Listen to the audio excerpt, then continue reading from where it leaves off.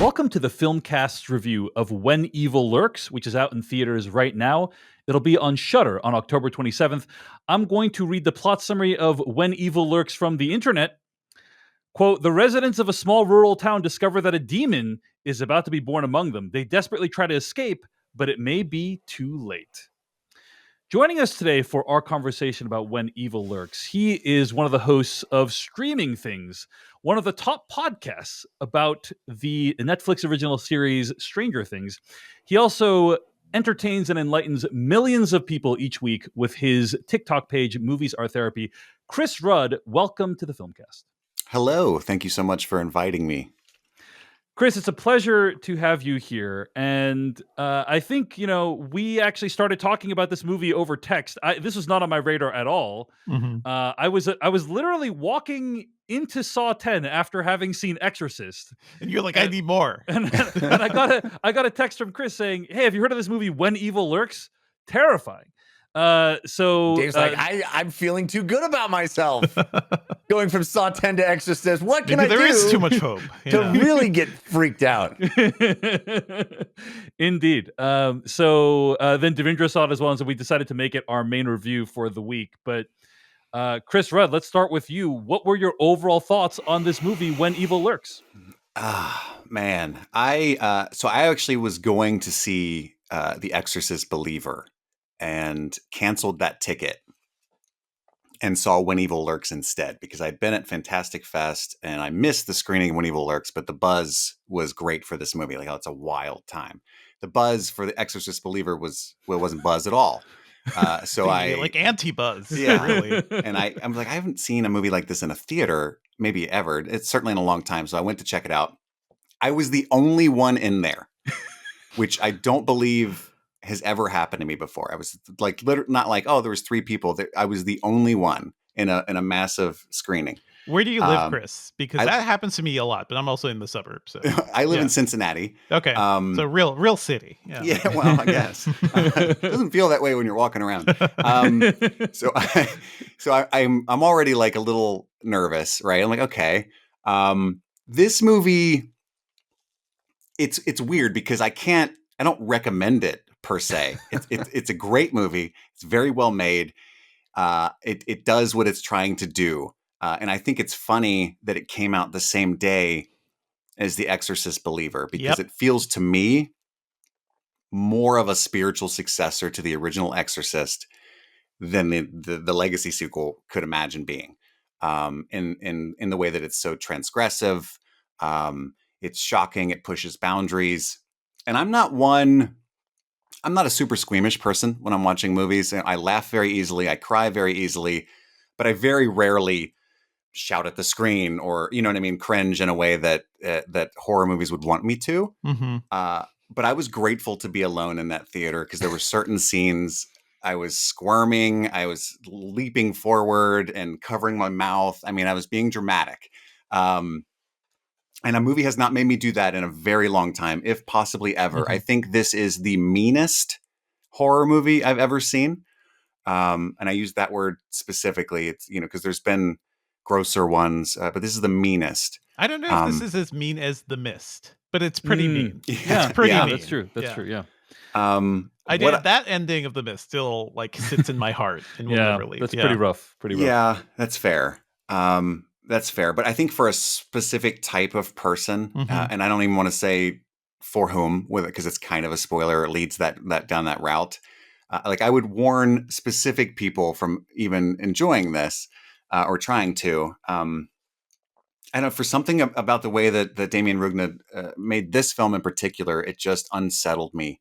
Mm-hmm. There are movies like The Sadness that really try their hardest to shock you in a way that's almost, to me, annoying. It's kind of, you can abstract those kinds of movies and enjoy them in a grisly way. Whereas this one was kind of grounded in a way that like truly messed me up. I drove home in silence. I hugged my family when I got home. I mean, I'm not being melodramatic. I went straight to my wife and daughter and like sat with them and tried to like And my wife hates horror movies, and she's like, "What's wrong with you?" And This is why. I told her what happened in the movie, and she was like, "Sounds fun." And and I can't explain it to a normal person why you would want to watch that, but oh yeah, I don't know if that's a review, but that's how I felt. That makes sense. I knew it was something special.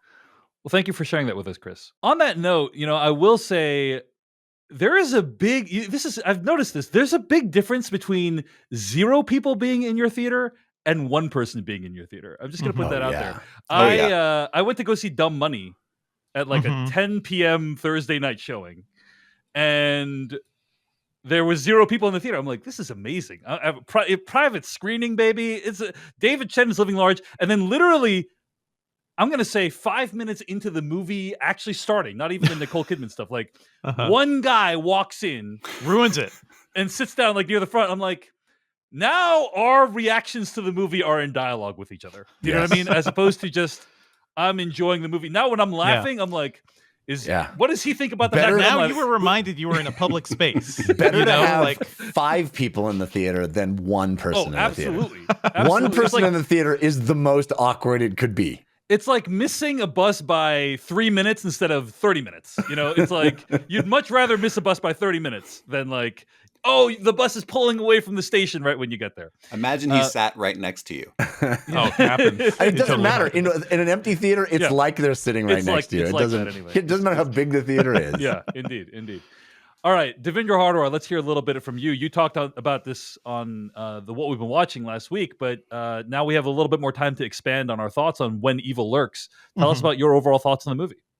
So, I love this movie, but I also think it's incredibly hard to recommend for all the reasons you're saying, Chris. Like, I think it is deeply affecting, deeply just disturbing, because it is both a movie that I think embraces, there are supernatural things going on for sure. This is not playing coy, but there's also something mundane about it too, especially about the kills, especially about just kind of what happens and who is doing what.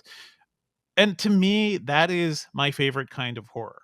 There are certainly people I've tried to warn away from this movie. I'm very sorry, Jeff. We're going to get to you and hear about your thoughts on this.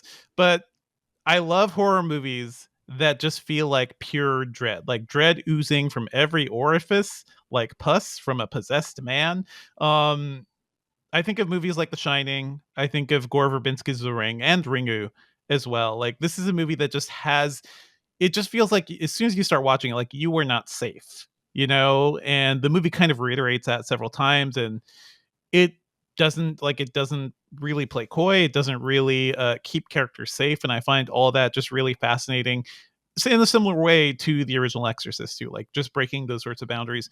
There's also a lot of like just really clever world building in here that I find really cool too. I love when a movie does this. It's not just like, oh man, somebody's possessed. It's like, oh no.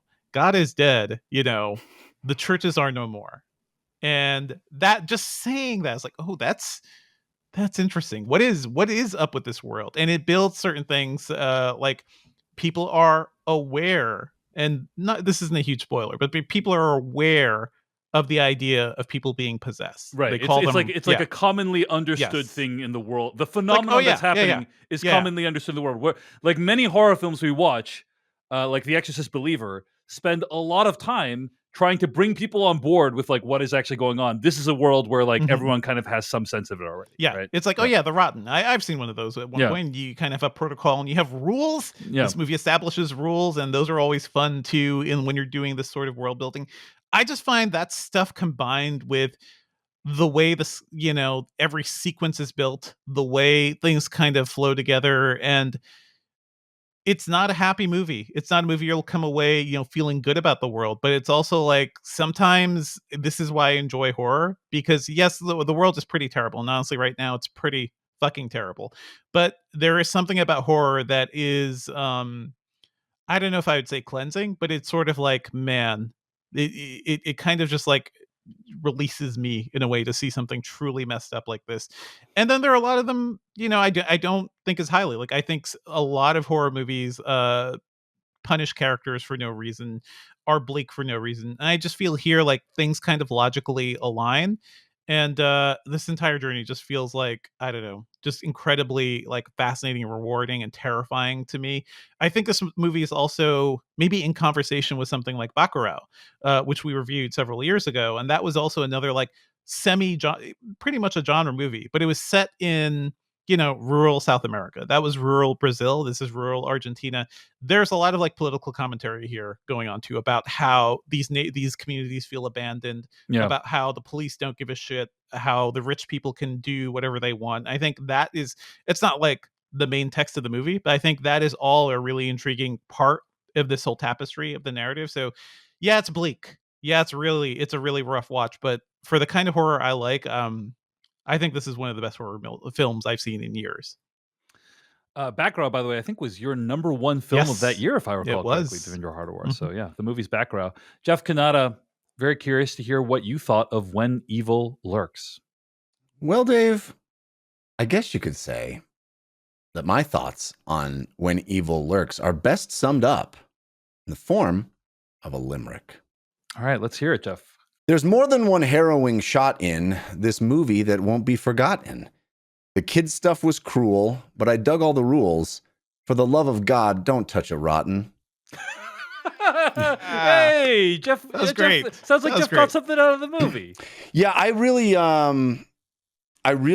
appreciated a lot of how this movie is structured. Mhm. I love a movie that just drops you in Yes. and doesn't, so many of these movies have a first act where we have to meet everybody and care about everybody, and we have to establish normalcy before the S hits the F.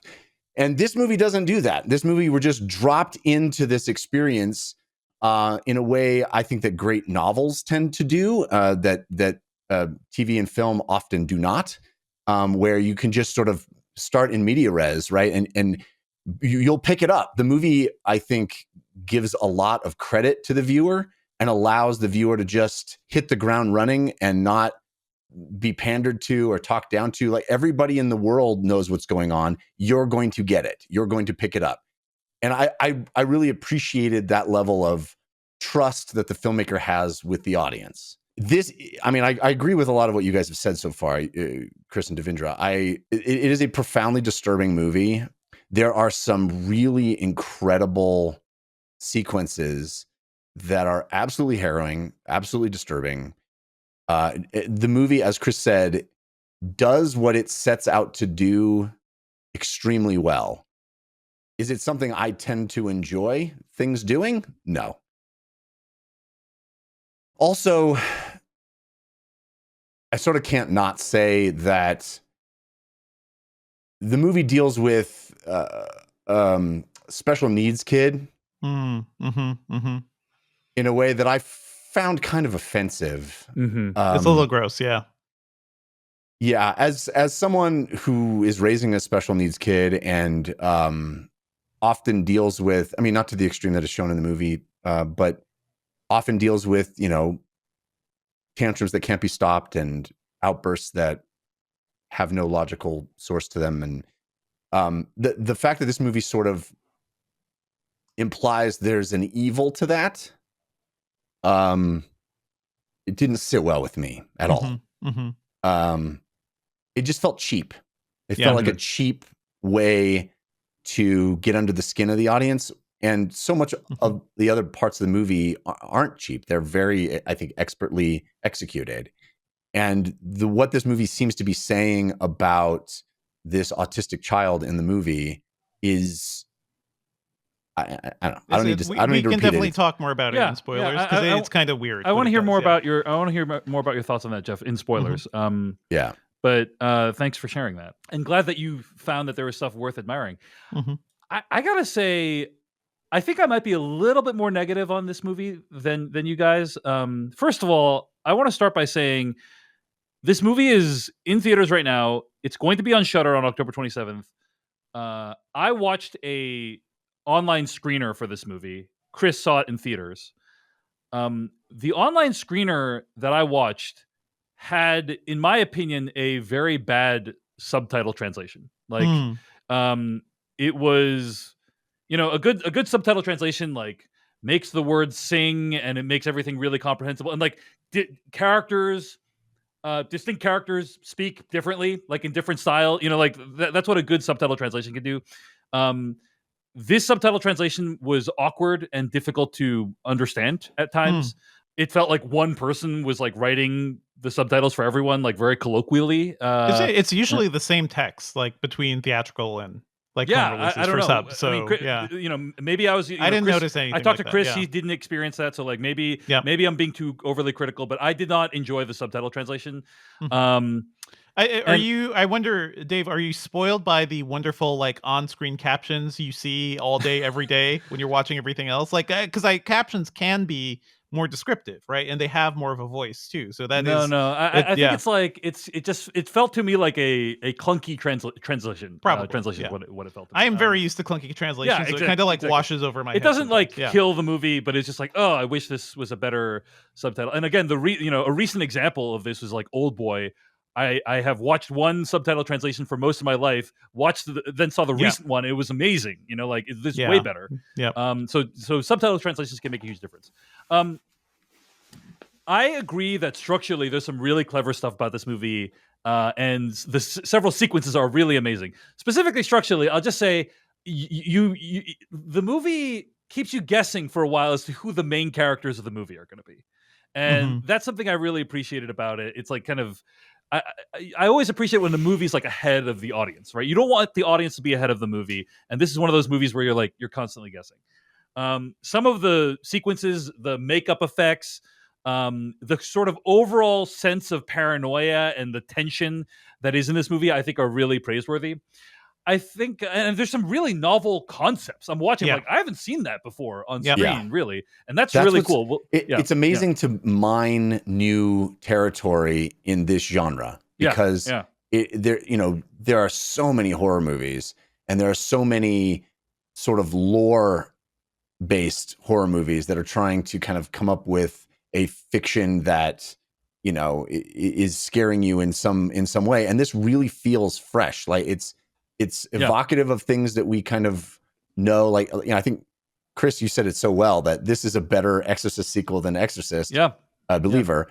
But it does feel like this fiction, and the way that everybody in the movie, as you guys have pointed out, is already on board, understands it. It feels like it's baked into the culture. That makes it feel like we're kind of discovering something that's been around for forever. And so it doesn't feel like somebody's introducing a new, like, okay, well, this monster is like this. It's like, no, this has always been the way it is. And I think it makes it feel really grounded and even more disturbing for some reason because of it. Yeah. So the things I didn't like about the movie, first of all, I agree with you guys. It is really mean spirited, and I'm just not a fan of that in general. Wait.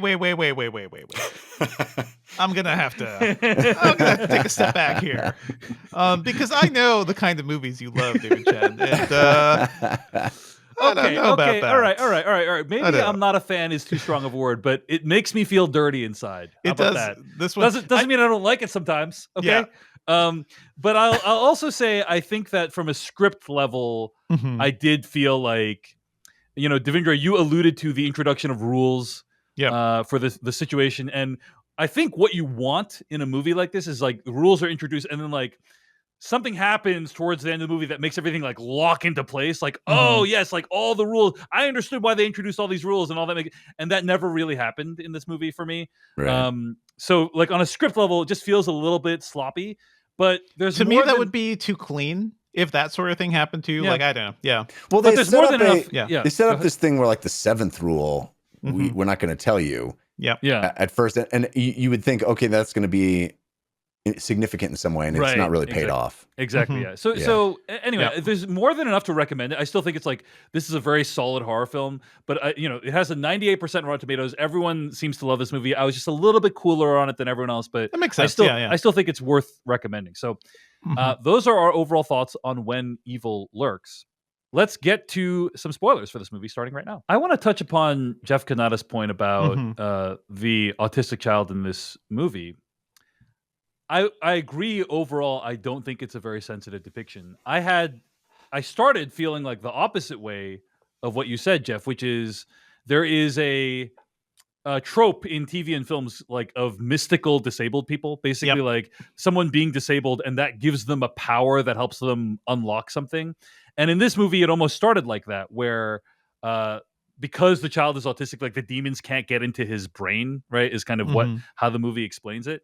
Yeah. But then, yes, like the movie does end with the child eating the main character's mom, and you know, as it's depicted in the end, it's like you kind of get this like these evil feelings for like this child participated in an act of profound evil, and they are also autistic. And it's explicitly stated like, hey, the kid, the wise woman is constantly saying, hey, that kid's evil. That kid's the evil one. The evil is in that kid. Look, and look how his hands are. It's like, I don't know. It didn't sit well. It feels like I think the movie tried to be poetic about it. It's like, oh yes, because their minds do not function the same way as a typical person, like as a neurotypical person. Yes, that makes it tougher for the demon. Maybe that makes them stronger or something. And then the movie just kind of drops the ball there. Yeah, kind of it does. That would already be like kind of invoking a commonly used trope that is offensive, but like. But then, like the way it goes with it kind of. I feel like if this I were can understand why someone would be bothered by it. Like, it's Yeah. unfortunate because I actually think we just don't see depiction of special needs people on screen in general very often, right? Like, and so there's like potentially interesting territory to mine there of this father being put in this really challenging situation, right, where they need to bring along their special needs child, but like. Potentially the special needs child and their mannerisms or their behaviors may like endanger the family, and like how someone can navigate that, right? I mean, that sequence in the car where they're pulled over to the side of the road and he wants the apple ice cream and he can't find the apple ice cream. Like, I've lived that. You know, like you got to have the one thing they focus. The child is focusing on one thing, and that is the only thing that will calm them. And I found that to be an amazing sequence. Like, oh yeah, adding that additional external tension. It felt true and it felt honest. And then where the movie goes with it really disappointed me because it's kind of gross. I think the one kind of saving grace is that pretty much all the kids are kind of susceptible to this too. Like there is a line that evil likes children, and then they follow that up with children like evil. Which is amazing. That's another line. One of those things. Like the movie just kind of drops these bombs on you to like shape the world. It's like, oh, that's creepy, but we also have a long history of creepy kids in movies, you know. And why is that? It's because there was something inscrutable about these little humans who are not fully formed yet. So the movie kind of does that to all the kids, but I was disappointed with what it did with the autistic kid. I gotta say, we talked about this a little bit in the pre-spoilers, but the way the movie opens, beautiful, I thought was really amazing, and just specifically the like farmer and his wife and how they die. I didn't see it playing out. Like I'm like, oh, that's like gonna be the main character of the movie. Was like this guy, the guy who owns the farm, and then like 15 minutes in, that guy's dead, and it's like, wow, like that is a real shock to me. Chris, were there any parts of this movie that you felt were particularly inventive or fresh that you hadn't like experienced before? Like you guys have talked about, I mean, I found the lore to be really impressive in the way that they made it. I have no knowledge, admittedly, of Argentinian culture or anything like that, but it seemed like Jeff was saying they made it feel like a folk horror, like something grounded in the spiritual beliefs of cultures that exist in our universe. And to me, I'm being ignorant, I was like, maybe, but so that, and then structurally it was impressive as well. But they set the tone early on in so many different ways. Like when you first meet the Rotten, and it's disgusting. I mean, it's this body horror. And I'm like, okay, that's where we're gonna go. And I'm like, I set my popcorn a few seats away, and like, I'm not eating that anymore. And then with the couple that you were talking about, I think it's Ruiz and his wife.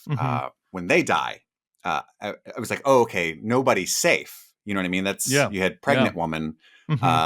Okay, and then they push that envelope further somehow. A few minutes later, when he gets to his ex-wife's house, the main character Pedro, I think. And that was where I was terrified, because it's like, you're gonna do things to me that I feel like you're not allowed to. Yeah. In movies, you know what I mean? Like that's where you've gone now. Nobody Yeah. is safe. There's Nobody's an safe. Like, mhm. There's an amazing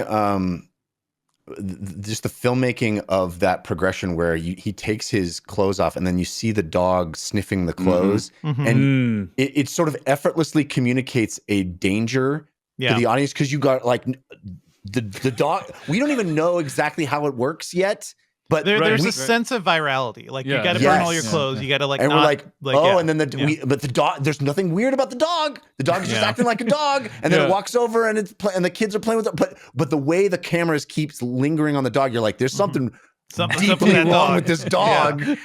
You know, it's And so you're expertly watching done. that little girl Mhm. play with the dog. Yeah. Mhm. And you're the whole time for me, I was like, no, Yeah. no. You know it's coming because And the then movie it- does like It But just launches on her. Yeah. And then they've got this like Softy Brothers-esque nightmare where the parents don't notice that it's while she's being ravaged, right? And it's just like, and that's the point where I'm literally shouting at the screen and being one of those type of people. the dog is throwing the girl around like a rag doll too. Like it is just like different ends of bleakness, and the kid in the middle being like, "Hey, something is happening here." I want to point out the other scene too with Ruiz because I also think that's sort of like where I start to like realize, oh, this movie is kind of a masterpiece, right? Because Ruiz's wife calls him out and she's like, that goat. We're like, what? Nothing seems different about the goat. He recognizes something. He comes up, he shoots the shotgun. Every goat leaves except one. Mhm. Yeah. And that is all just that is staring amazing. at you. It's like, how did they Yeah. even achieve that? Like, that's Yeah. amazing, right? Like, yeah. Just it's good stuff. And then the turn with her in the axe too, just so abrupt. Like it's So abrupt. immediate. The Yeah. evil Yeah. happens immediately. I also think what a genius idea. I mean, I don't know for certain it's never been done. I've Mhm. never seen it done. It just seems like such a brilliant flipping on its head of everything we've ever seen before in horror movies, where the one thing you can't do is harm the evil. Mhm. What a brilliant idea. Yeah. Like you can't hurt the thing that's here to hurt you. Like the Right. one thing you can't do is don't like that is it's brilliant because what are we always rooting for our heroes to do in these movies? Vanquish the evil, destroy the evil, defeat it, figure out a way for, the people that are stuck in the cabin to finally kill the killer. No, that's the one thing you cannot do in this Well, situation. you can. You just need a little golden ice pick in the back of the head. Like the old ice pick trick. You is what need they're a trying to suitcase do. filled with equipment and tools. And I also love that somewhere along the line, okay, so God is effectively dead in this world, or religious thought is dead. The churches are no more. And this group of people have come up with an intricate way to stop the evil, right? And they never succeed, right? Like the evil is always one step ahead of them. Yeah. Kill that guy before it gets anywhere. This woman at the end is just like, I'm trying. Just don't leave me alone. Like I'm really trying to make this thing happen. And the evil always wins. Man. Yeah. That scene where she's like, "Don't leave me. Don't leave me Are you alone." leaving me?" I will say that I think about that scene.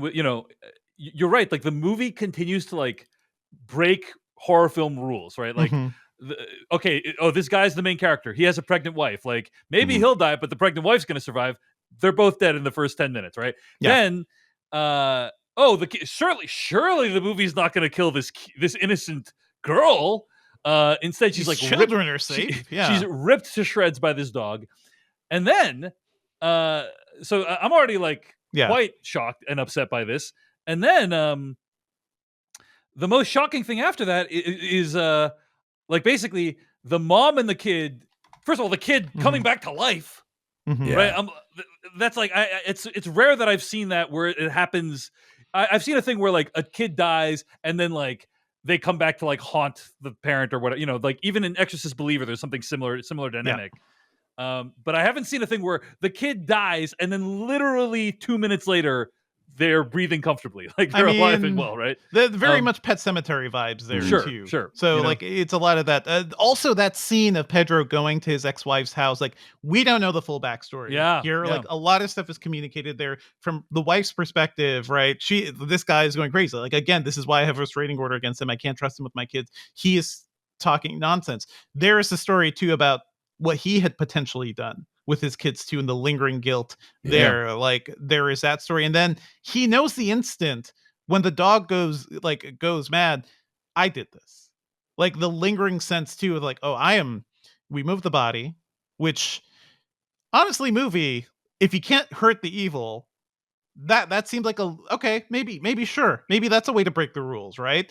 But it's he is responsible. He and his brother and Ruiz are responsible for all this stuff happening, and that lingering sense of guilt I built on him throughout the movie too. I found that fascinating. I agree with you, David, that the kid coming back fine was disturbing in its own right, but I also kind of felt like that's the only way you get away with having the dog rip the kid to shreds. Yeah, it's the only way you get away with it, because then you show the kid okay again, and you let the audience off the hook a bit, right? Right. Because at some point the audience doesn't forgive you. Right, like exactly. You can lose as a movie. You can lose the audience, right? Yeah. So you go, that was just this transition point to the kid becoming the evil thing. It wasn't actually we're off the hook for actually thinking about the ramifications of that horror. You know? Yeah.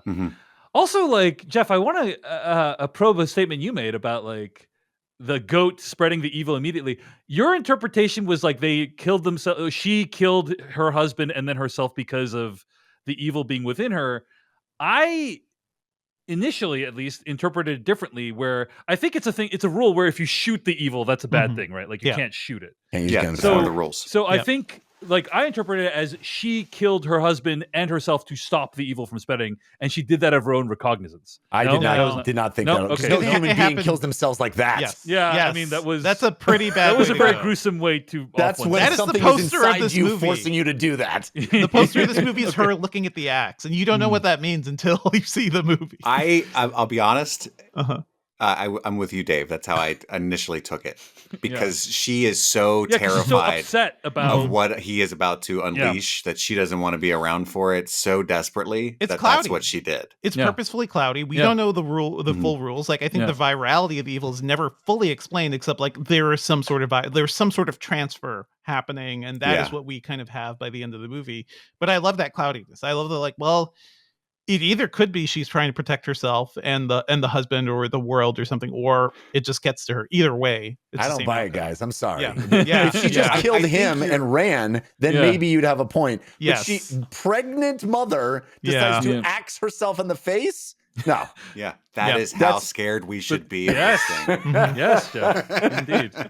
Indeed. You know? That's how bad it is. Yeah. So, Devindra, you talked a little bit about the ending and how the ending is very much evil triumphing, right? Evil is born and evil triumphs, and that's just a bold ending for a movie, you know? And what are the implications of that? We don't really even understand at the end. I mean, right? sequel territory, baby. Like, this is like, to me, the beginning of a franchise, because you have such really interesting world building going on too. Like, I don't want to turn everything into a franchise, but I really want to know what is happening in the rest of the world here. You know, like what happens after this story? You release the Antichrist or whatever.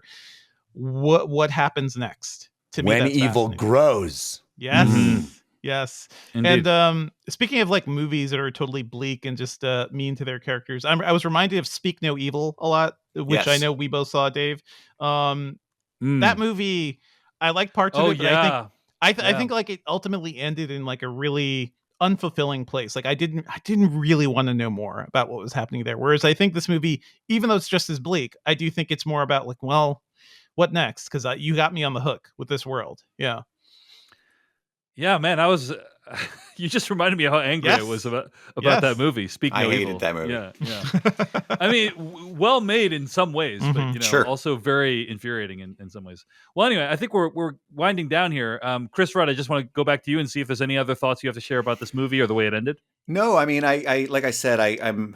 It's interesting to me that we call the genre horror, but what we really mean is that we want them to be scary. This movie didn't scare me a lot, but I was thoroughly horrified. And so for people that are into that sort of thing, I can't recommend anything higher. And it's interesting. It's the, I think, fourth specifically possession horror film this year. Yep.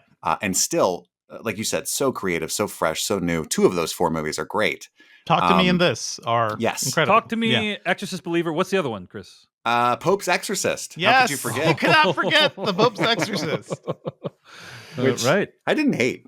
Yeah. Russell Crowe on a Vespa. I really want to see it. Yeah.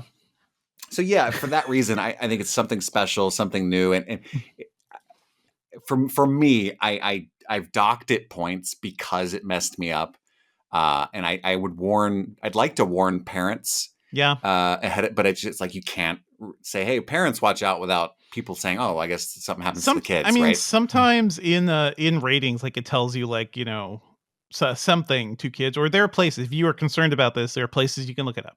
Yeah, you can go to doesthedogdie.com. Yes. They need now a does the dog boy murder does the the dog child? die. Does the dog axe itself in the face? I have to tell you 2 quick little anecdotes about my watching of this movie. Please. One is that you guys had very much flagged this as being something that I was not going to handle easily. And so at the beginning of the movie, pregnant wife, I'm like, this is it. This is the thing. The pregnant wife. This is the thing. We're going to see evil baby coming out of pregnant wife, ripping her to what? I don't know what the movie completely swerves away from it. I mean, there's definitely something disturbing with pregnant wife, but I mean, not in the way I thought was going to happen. I knew there was going to be something with kids that was not going to be kosher, but I thought it was going to be pregnant wife. And then I was very swerved on that. I thought that was impressive. The other thing is, like Dave, I watched this as a digital screener, which means I was watching it on my computer screen in my office. And wait. How has that happened? Jeff, we have to talk. We have to talk about getting that screener to your beautiful projector. It is possible. It's not an easy process unless I'm doing something very wrong. You're definitely doing something wrong. But we'll talk about that. Anyway, I'll help you. Maybe it's like a VGA cable that projector. No, takes it's just like, do you have an Apple TV, Jeff, or are you still Rokuing it? Rokuing it. That's... Yeah. You can screen. I plugged my laptop into a TV myself. You can do that too, but for a lot of movies these days, there are Apple TV apps that just you hit the button and it plays. Yeah.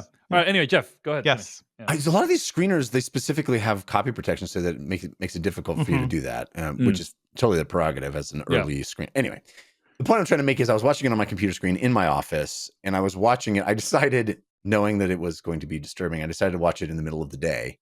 Oh, yeah, smart. Smart. Dark in my room. I wasn't like, I closed the shades and everything, but it was the middle of the day, so I could walk out to bright, beautiful sunshine and breathe clean air. So anyway, I'm watching it at 2:00 or whatever, and my kids get home from school, and my son had gotten a good report from his teacher, and he came down to tell me, came downstairs to the basement to tell me, knocks on my office door. And so I pause the thing and turn and say, come in, buddy. And he walks in and stands there looking at the screen. And it says on the screen in bold print, motherfucker.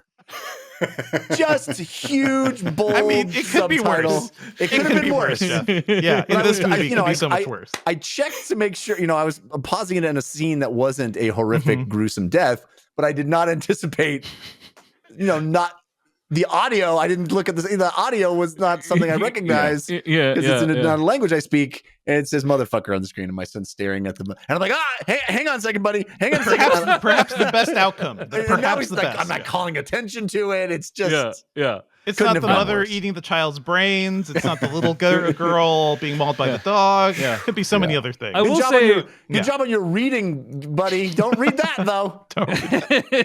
We did get quite a number of comments on the Patreon page that were as follows. Quote, this is from Stranger to Reality, writing in saying, quote, having just watched When Evil Lurks, count me among the people who think it is going to be intensely upsetting for Jeff.